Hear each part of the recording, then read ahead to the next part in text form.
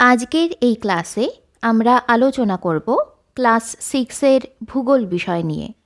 সামনেই তোমাদের প্রথম পর্যায়ক্রমিক মূল্যায়ন। সেই মূল্যায়নে থাকা ভূগোল বিষয়ের তৃতীয় অধ্যায় তুমি কোথায় আছো, এই অধ্যায়টি থেকে সামনের পরীক্ষায় তোমাদের অন্তত একটি 3 নম্বরের বড় প্রশ্নের উত্তর করতেই হবে। সেই রকমই 6টি বড় প্রশ্ন ও তার উত্তর তোমরা পেয়ে যাবে আজকের এই ক্লাসে।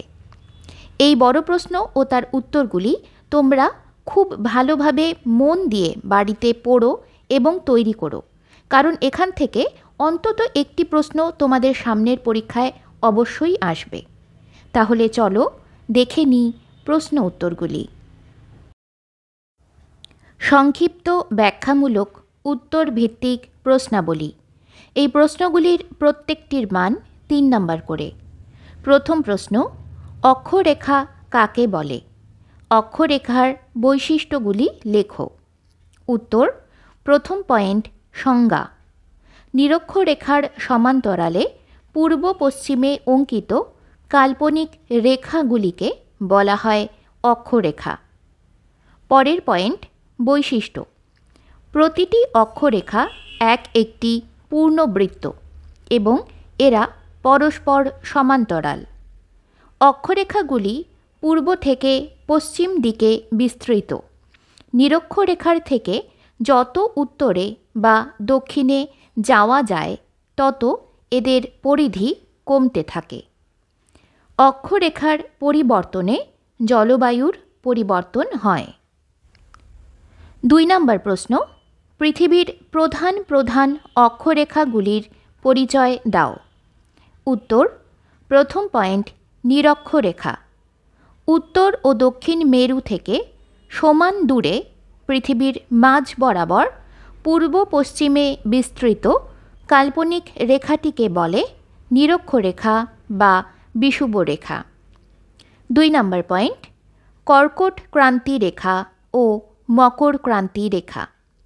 নিরক্ষরেখার 23.5 ডিগ্রি উত্তরে যে কল্পিত বৃত্তাকার রেখা পৃথিবীকে পূর্ব পশ্চিমে বেষ্টন করে আছে তাকে বলে কর্কট ক্রান্তি রেখা।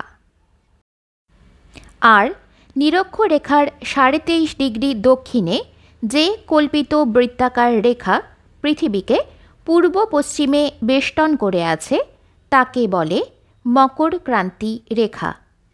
শেষ পয়েন্ট, সুমেরু বৃত্ত রেখা ও কুমেরু বৃত্ত রেখা। নিরক্ষরেখার উত্তর ও দক্ষিণে 66.5 ডিগ্রি কল্পিত বৃত্তাকার রেখা দুটিকে যথাক্রমে বলা হয় সুমেরু বৃত্ত রেখা ও কুমেরু বৃত্ত রেখা। 3 নম্বর প্রশ্ন, নিরক্ষরেখা বা বিষুব রেখার গুরুত্ব লেখো। উত্তর, অক্ষরেখাগুলির মধ্যে গুরুত্বপূর্ণ এবং প্রধান অক্ষরেখা হল নিরক্ষরেখা। কারণ 1 নম্বর, নিরক্ষরেখা পৃথিবীর মাঝ বরাবর পূর্ব পশ্চিমে বিস্তৃত হয়ে পৃথিবীকে উত্তর ও দক্ষিণ গোলার্ধে বিভক্ত করেছে। 2 নম্বর, এই রেখার সাহায্যেই পৃথিবীর কোনো স্থান কতটা উত্তরে বা দক্ষিণে তা নির্ণয় করা যায়।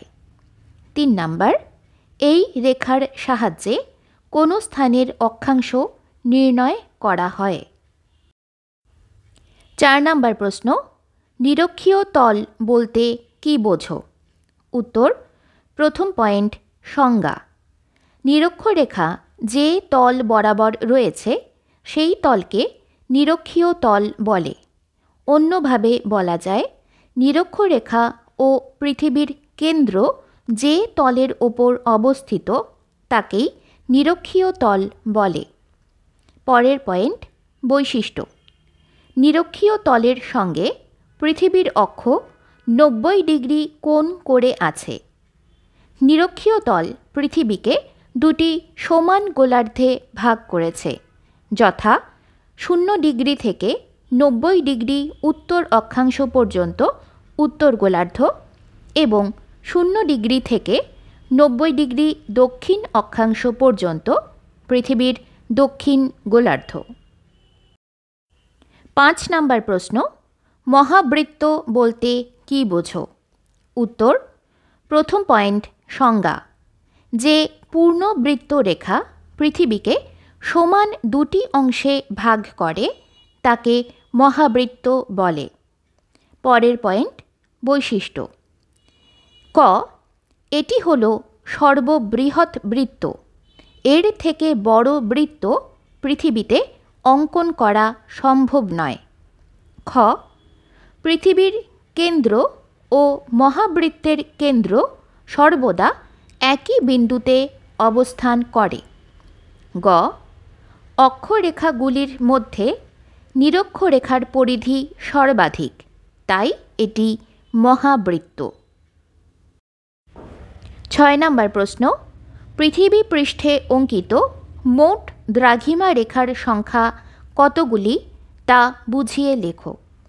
উত্তর, মূল মধ্যরেখাকে 0 ডিগ্রি দ্রাঘিমা রেখা ধরে এর 1 ডিগ্রি ব্যবধানে বা 1 ডিগ্রি অন্তর পূর্ব দিকে 180টি এবং পশ্চিম দিকে 180টি, মোট 361টি দ্রাঘিমা রেখা কল্পনা করা হয়েছে।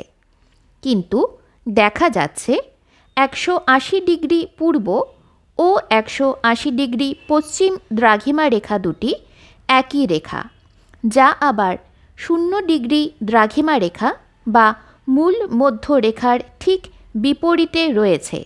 তাই পৃথিবীতে মোট দ্রাঘিমা রেখার সংখ্যা 361 - 1 360টি।